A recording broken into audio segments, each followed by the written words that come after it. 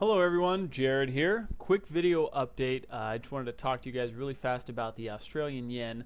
We've seen lots and lots of movement on the yen pairs over the last couple of days, and I think they will continue to move very nicely on us. The Australian dollar also is continuing to have some pretty good strength, so a pair that I am definitely keeping my eye on is the Australian yen.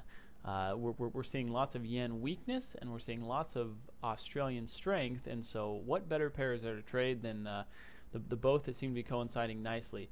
What we have on this Australian yen, you see that it's trading currently about 76.12, 10, 11, 12, right in that area. Crucial point, as you can see on this day chart, or on the 4-hour chart, you see that we have a high back here at about the 8th of May.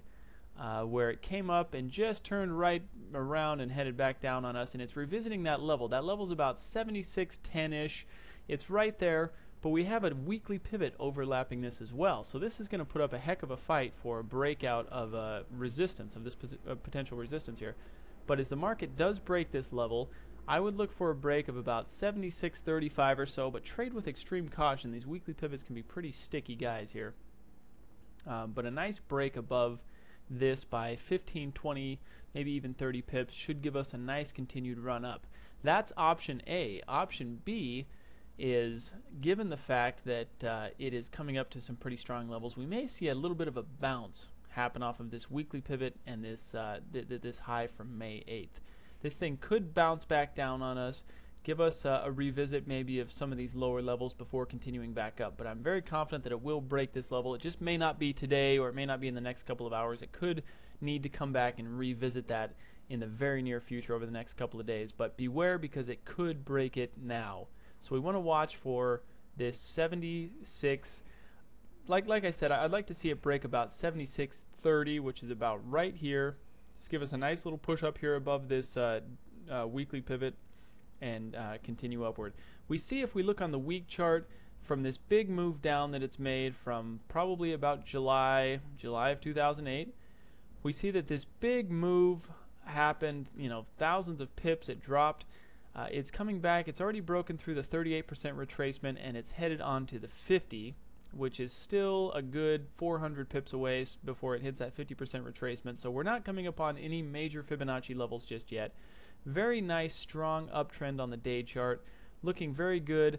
We see that there's no major levels of resistance that it's coming upon. It's already broken past everything. There's nothing but daylight till we get to that 50% retracement.